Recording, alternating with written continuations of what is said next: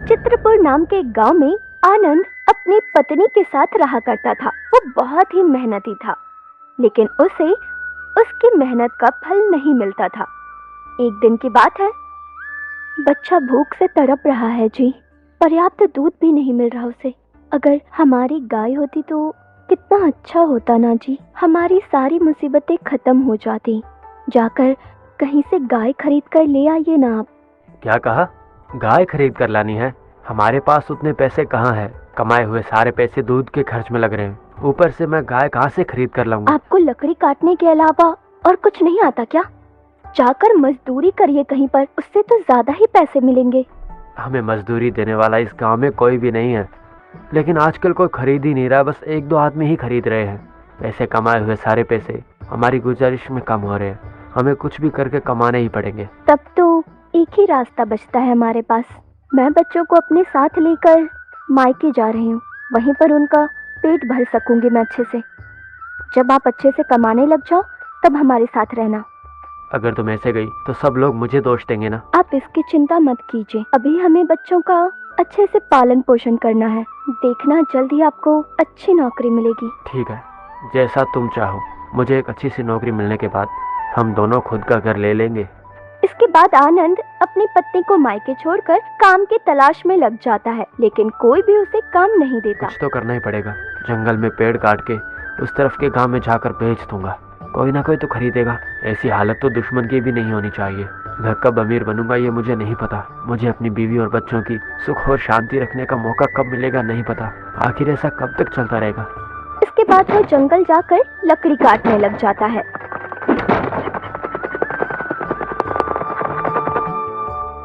देखो, इस कागज पे लिखे हुए रास्ते के बारे में तुम्हें कुछ पता है क्या? जहाँ तक मालूम है वहीं तक बता दो हमें। यहाँ तो पूरा घना जंगल दिख रहा है। यहाँ से कहाँ जाना है हमें पता नहीं चल रहा है। जरा देखकर बताना अगर समझ में आए तो। मुझे तो यह जंगल पूरा पता है, मगर कागज में लिखी हुई रेखाएं थोड़ी अस्त व्यस्त लग रही है। हाँ, यहाँ से आप थोड़ी ही दूर जाएंगे तो वहाँ पे एक पहाड़ दिखाई देगा। मुझे लगता है कि वहाँ से आप लोगों को उत्तर दिशा में जाना चाहिए। कोटी, एक बार इधर आना। देखा तुमने, वो भी हमारे जैसा बलवान है। हमारा लक्ष्य साधने के लिए ये भी हमारी सहायता कर सकता है। ऊपर से इसको यहाँ के सारे रास्ते भी अच्छी तरह पता है। देखो, बात यह है कि हम कहाँ पर जा रहे हैं। किसी तीसरे को इसके बारे में बिल्कुल भी पता नहीं चलना चाहिए, समझे? सब लोगों को पूछते जाने से अच्छा है इसको ही हमारे साथ ले चले। ये हमारे साथ में बहुत काम आएगा। काम पूरा होने के बाद इसका क्या करना है वो काम के बाद ही सोचेंगे। नहीं नहीं नहीं, ये बात किसी तीसरी आदमी को पता चले मुझे पसंद नहीं। चलो चलो। इसके बाद वो लोग वहाँ से चले जाते हैं। ये लोग कौन है? इनको पहले तो मैंने कभी नहीं देखा है। उन लोगों के हाथ में जो पत्र वो बहुत पुराना लग रहा था। इनके हाथ में जो पत्र था उसमें मैंने देखा कि अंत में एक हीरा दिखाई दे रहा है। यानी कि ये लोग कुछ तो अनमोल चीज को ढूंढ रहे हैं यहाँ पे। इस तरह सारी लकड़ी काटकर उन्हें एक रस्सी से बांधकर अपने सिर पर रखकर चलने लगता है। यह क्या है? इतनी भारी बारिश हो रही है। देखने में तो बहुत बढ़िया सा मौसम लग रहा था। उस बड़े पेड़ के नीचे ठहरूंगा। अरे अचानक बारिश तो रास्ते का रुकावट बन गई है। आगे का रास्ता साफ नजर भी नहीं आ रहा है मुझे। हमें कुछ देर के लिए कहीं रुक जाना चाहिए। इतनी बारिश में आगे जाना नामुमकिन हो रहा है हमारे लिए। वहाँ देखो, एक बड़ा सा पेड़ मुझे नजर आ रहा है। उसके नीचे ठहरते हैं। चलो जल्दी चलो। इस तरह वो लोग जाकर एक पेड़ के नीचे रुकते हैं। अरे कोटी, उस कागज को ठीक से रखा है ना? बारिश भी तेज जा रही है। देखो कि भीग न जाए। बाप रे, मैं तो उस बात को भूल ही गया था। अरे रे रे रे, ये कागज तो पूरी तरह से भीग गया है। नक्शा भी नजर नहीं आ रहा है। आखिर ये कैसे हो गया भाई? हमेशा सतर्क रहना चाहिए ना। ऐसा कैसे हो सकता है? इस आधे हिस्से का रास्ता कुछ भी समझ में नहीं आ रहा है मुझे तो। हमारे आगे जाने का पूरा रास्ता उस दूसरे वाले आधे भाग में था। अब हम आगे कैसे जा सकते हैं? उस लकड़ी काटने वाले से बात करते करते मैंने इस नक्शे को ऊपर की जेब में रख दिया था। गलती से भूल हो गई। इस बारिश की वजह से नक्शा पूरी तरह भीग गया है। अब हम क्या करेंगे? ठीक है, आगे जाने के बाद एक पहाड़ आएगा। उसने तो ऐसा ही कहा था, और कहा था कि उत्तरी दिशा में जाना है। उत्तरी दिशा में ही जाएंगे, मगर वहाँ से आगे कैसे जाएंगे? सब कुछ उसी में था। हम कुछ भी अनुमान नहीं लगा सकते। तुमने ये क्या कर दिया? कितने मीलों से चल के यहाँ तक पहुँचे। तुम्हारी लापरवाही से पूरी की पूरी मेहनत मिट्टी में मिल गई। रास्ता ठीक से मालूम न होते हुए आगे जाना बहुत मुश्किल है। अब हमें वापस जाना पड़ेगा। चलो। वापस जाना ही पड़ेगा क्या? इस बारिश ने क्या कर दिया आज। ख्वाब था कि एक ही मार में करोड़पति बन जाऊंगा। शाम ढल गई, अंधेरा होने वाला है। मुझे वापस जाना चाहिए क्या, या फिर जंगल के इस पार के गांव में जाना चाहिए? घर में मेरे लिए राह देखने वाला कोई भी नहीं है। जंगल के उस पार के गांव में जाता हूँ। इस जंगल को पार करने के लिए मुझे बहुत दूर तक जाना पड़ेगा। मुझे पता है थोड़ी दूर चलने के बाद मैं थक जाऊंगा, वहां पे रुक के आराम कर लूंगा। इस तरह आनंद अपना सफर जारी रखता है। कुछ देर के बाद गंगा, बहुत भूख लग रही है मुझे। कहीं पर रुककर रोटी खाएंगे हम लोग? मुझे भी बहुत भूख लग रही है, लेकिन हमारे पास सिर्फ 5 ही रोटी बची है। दोनों के लिए काफी होगी। हाँ हाँ, आधा आधा बांट लेंगे ना। चलो यहीं पर रुकते हैं। ऊपर से शाम भी हो गई है, थोड़ी आग जला लेते हैं हम लोग। वो लोग वहाँ पर बैठकर खाना खाने लगते हैं। तभी आनंद वहाँ पर आता है। देखो तो, कोई हमारी तरफ आ रहा है। हाँ, वो तो दोपहर में हमको मिला था, वही लड़का है। यहीं पे आ रहा है। उसका घर कहाँ पे पता करके आज रात को हम उसके घर में ही आराम कर सकते हैं। सुबह चले जाएंगे। ए बाबू, इधर आ। फोन पे पर आप लोग तो अभी तक यहीं पर रुपए हैं। मिले। अब तक तो बहुत दूर चले जाना चाहिए था। वो सब एक बड़ी कहानी है। कुछ खाए पिए हो कि नहीं, या घर जाकर खाओगे? कुछ भी नहीं खाया मैंने। मेरा घर यहाँ पे नहीं है। मैं तो जंगल के उस पार के गांव में लकड़ी बेचने के लिए जा रहा था।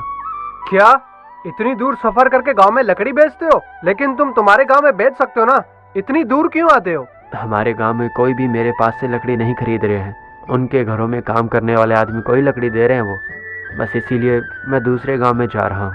ओ, बहुत जोर से भूख लगी होगी ना। ये लो, चलो रोटी खा लो। हम लोग तो ये समझ रहे थे कि तुम्हारा घर नजदीक में ही होगा। रात को तुम्हारे घर में आराम करके सुबह जल्दी निकल जाते। अभी मेरे घर जाएंगे तो जाते जाते सुबह हो जाएगी। इससे अच्छा यही है, यहीं पर कोई अच्छी सी जगह ढूंढकर यहाँ रात बिता लेते हैं। वो तो ठीक है, लेकिन आप लोग जा कहाँ रहे हैं? ये हम तुम्हें नहीं बोल सकते। तुम भी यहीं सो जाना हमारे साथ। सुबह तुम अपने रास्ते और हम अपने रास्ते।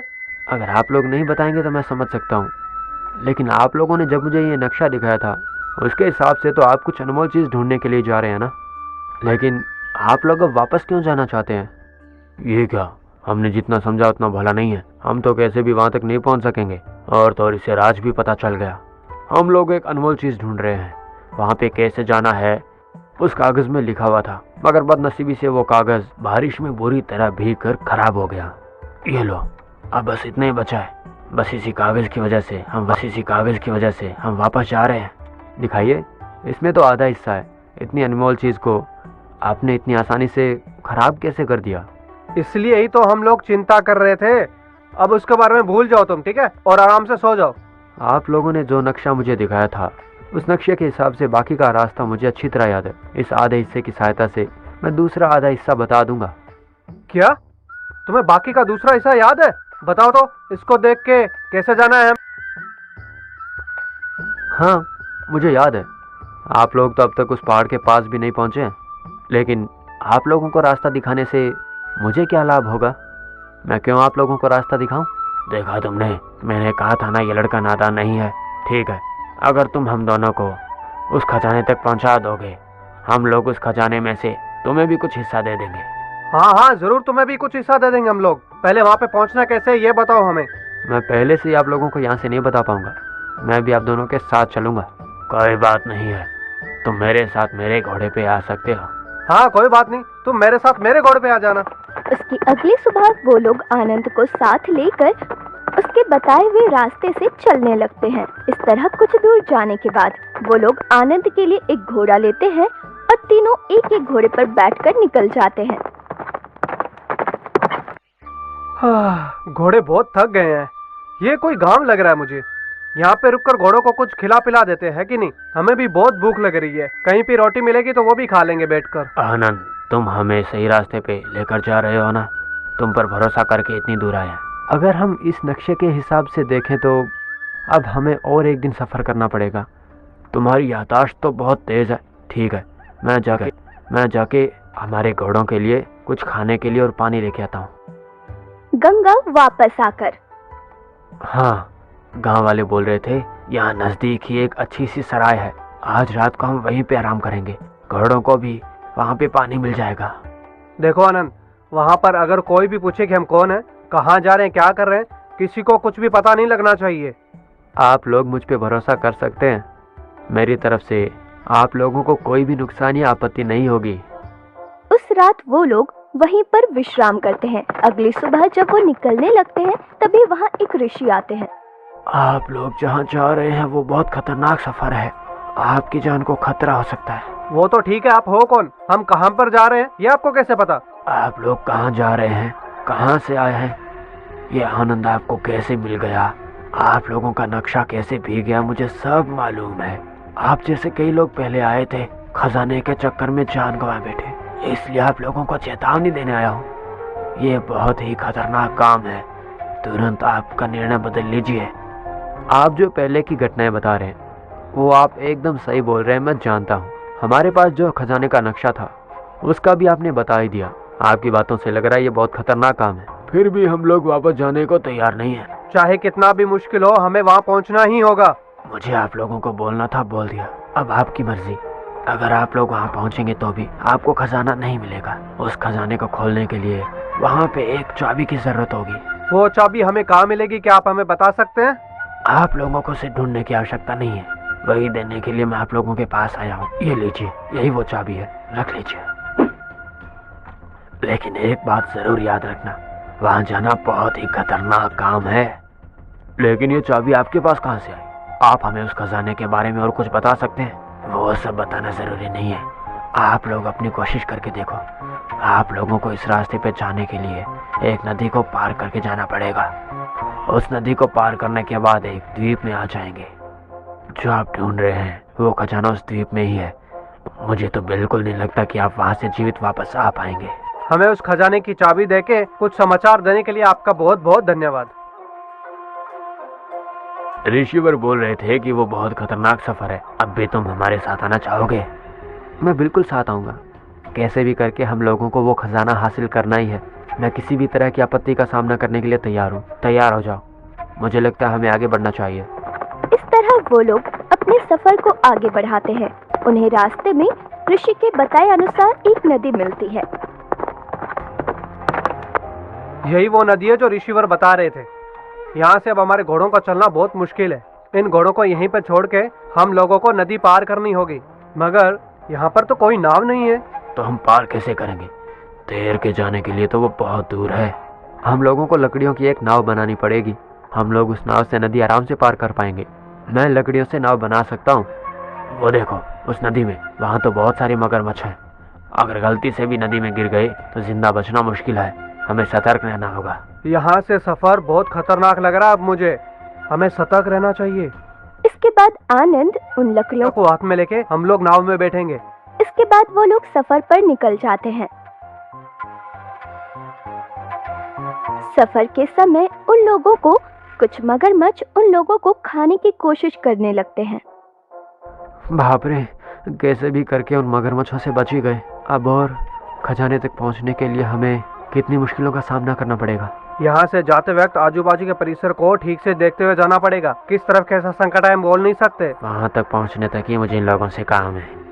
वहाँ पे पहुँचने के बाद इन लोगों को खत्म करके मैं पूरा खजाना हड़प लूंगा। वहाँ पे जाने के बाद इन लोगों को खत्म करके मैं उस खजाने को हड़प लूंगा। इन लोगों को उस खजाने में से हिस्सा भी नहीं दूंगा। कैसे भी करके उस खजाने से कुछ हिस्सा मिल जाएगा तो मेरे सारे के सारे कष्ट दूर हो जाएंगे। तब मैं अपनी बीवी और बच्चों को घर ले जाकर एक अच्छा सा घर बनाकर सुकून से जी सकूंगा। इस तरह आगे चलते हुए गंगा एक कीचड़ में फंस जाता है। हाँ, ये तो बहुत बड़ा कीचड़ का जाल बना है। मैं तो इसे देख भी नहीं पाया था। मेरा शरीर इसमें फंसता जा रहा है, मुझे बाहर निकालो। घबराना मत दोस्त, ये लो इस लकड़ी को छट से पकड़ लो, जल्दी वैसे ही पकड़े रहना, ठीक है? भाई तुम्हें चोट तो नहीं लगी ना? मुझे चोट नहीं लगी है। वहाँ पर पूरे पत्ते बिछाए थे, इसलिए मैं उनको पहचान ही नहीं पाया था। बहुत होशियार रहना, ऐसे जाल कहीं भी बिछे हो सकते हैं। देखो तो वहाँ पे एक छोटा सा पहाड़ दिख रहा है। उस नक्शे के हिसाब से हमें उस पहाड़ को पार करके दूसरी तरफ जाना है। यानी कि हम लोग ठीक रास्ते से जा रहे हैं ना? और कितनी दूर होगी वो जगह यहाँ से? हम लोग तो उस खजाने के बहुत नज़दीक हैं। कुछ ही देर में हम लोग वहाँ पे पहुँच जाएंगे। पहाड़ को पार करने के बाद इन दोनों को खत्म करके अगर चाबी ले ली तो सारा खजाना मेरा होगा। इसके बाद वो लोग उस पहाड़ पर चढ़ते हैं। अचानक बहुत सारे सांप उन पर वार करने लगते हैं। अरे ये सांप तो बहुत जहरीले हैं, अगर इन्होंने हमें डस लिया तो हमारा जिंदा रहना नामुमकिन है। वो लोग सांप से बचने के लिए इधर उधर भागने लगते हैं। तभी एक सांप गंगा को काट लेता है और वो नीचे जमीन पर गिर जाता है। हे भगवान, अरे दोस्त, गंगा अब नहीं चल पाएगा, दोनों उसे उठा के लेके जाते हैं। आनंद तुम मत रुकना, अब तो हम लोग गंगा से हाथ धो चुके हैं। अगर हम लोग यहीं रुके तो ये जहरीले सांप हम पर भी हमला करेंगे। जल्दी से यहाँ से बचकर निकलना पड़ेगा। इस तरह गंगा सांप के डसने से वहीं पर मर जाता है। वो दोनों किसी तरह उस पहाड़ से नीचे उतरते हैं। इस तरह वो लोग कई मुश्किलों का सामना करते हुए आखिरकार उस खजाने तक पहुंच ही जाते हैं। हे भगवान, आखिरकार हम लोग उस खजाने तक पहुंच ही गए। मगर गंगा का इस तरह से मरना मेरे मन को बहुत ठेस पहुंची है। हाँ, मुझे भी थोड़ा दुख हो रहा है, मगर हम लोग इस स्थिति में क्या ही कर सकते हैं। चिंता करके कोई फायदा नहीं है। देखो, चाबी तुम्हारे पास है ना, जाओ दरवाज़ा खोल दो। गंगा तो अभी भी मर गया है, बाकी बचा आनंद। अगर मैं इसको ख़त्म कर दूंगा तो इतने बड़े खजाने को घर तक पहुंचाना मुश्किल होगा मेरे लिए। यहाँ से निकलने के बाद आनंद को भी मैं ख़त्म कर दूंगा। तुम यहीं पर रुको, मैं जाके खजाने का दरवाज़ा खोलूंगा। इस तरह आनंद को वहीं पर खड़ा करके वो चाबी लेकर बगल के खजाने का दरवाजा खोलने लगता है।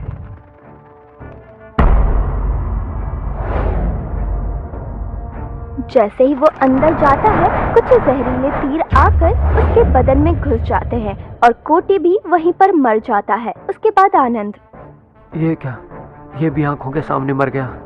लेकिन इतने सारे खजानों को देख के बहुत ही सुकून मिल रहा है। अब तो ये सारा का सारा खजाना मेरा है। इस खजाने को हासिल करने के लिए कोटी और गंगा ने मेरी बहुत सहायता की है, इसलिए उन लोगों के घर का पता लगा के उनके परिवारों को भी इसमें से कुछ हिस्सा देना पड़ेगा मुझे। इस तरह आनंद उस पूरे खजाने को अपने घर लेकर जाता है। उनमें से कुछ हिस्सा कोटी और गंगा के परिवार को देकर बाकी की संपत्ति से अपनी बीवी और बच्चों के साथ वो बड़े ही आनंद के साथ जीवन यापन करने लगता है।